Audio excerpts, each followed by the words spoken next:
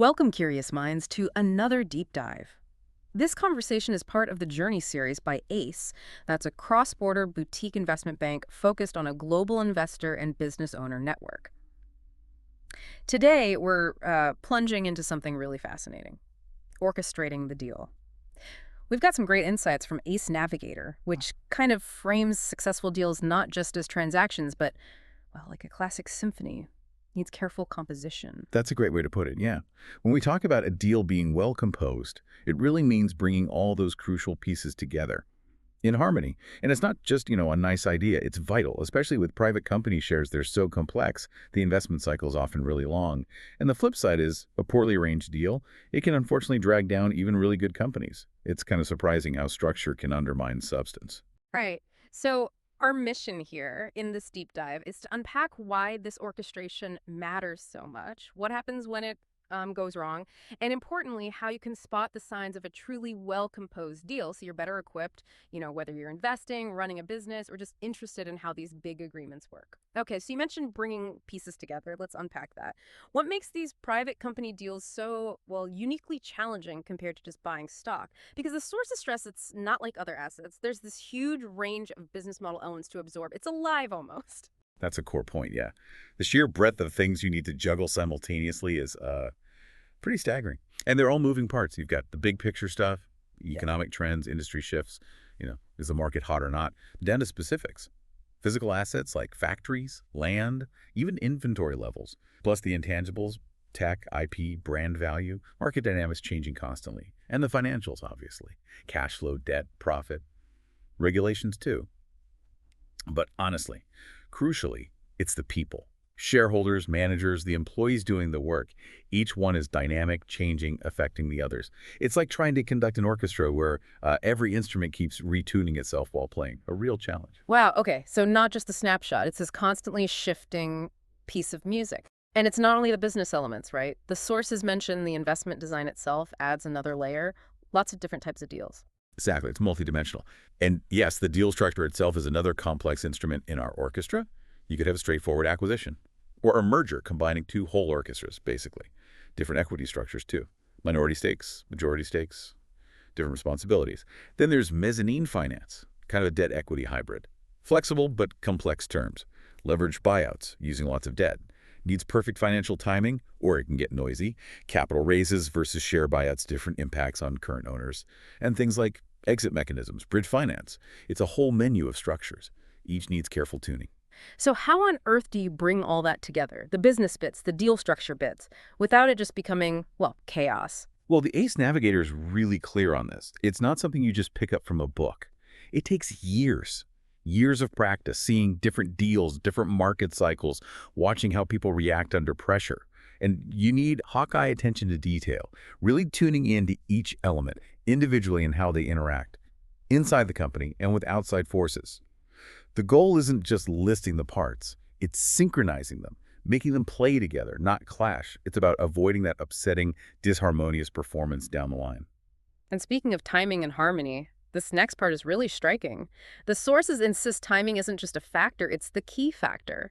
Apparently, lots of good deals, good companies can go bad just by mistiming things, like the deal structure versus the company's stage or the market. Absolutely. Connect that to the big picture. Mistiming the structure can just wreck shareholder value over time. Even if the parts seem okay individually, it's not enough to have the right notes. They have to come in at the right moment, like a conductor's cue. There's this great analogy in the material. Just because you've been bumped up to first chair doesn't mean you can compose a symphony. It really highlights that even expertise isn't enough. You need that strategic timing, that composition skill, knowing when to do what. That makes so much sense. We've probably all seen that in smaller ways, right? Good idea, wrong moment. So what does this mean for you listening? The ACE Navigator gives some pretty stark examples of how poor orchestration hurts good companies. And what's wild is how long it can take for the problems to really show up. Years sometimes. Exactly. Yeah, these aren't usually quick explosions. They're more like slow burns, a quiet dissonance that builds. Let's look at a few cases. First, Company X. Problem surfaced after 6 years. Back in 2016, great business, strong fundamentals, good potential. They took investment from an inexperienced fund at a really high valuation. Seemed great at the time, but that valuation, it was out of sync with their actual stage. Fast forward to 2022. Company's grown, done well, but they're stuck.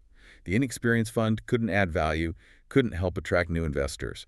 Plus, market conditions got way tighter by 2022. That high 2016 valuation looked way off. Result, growth stalled.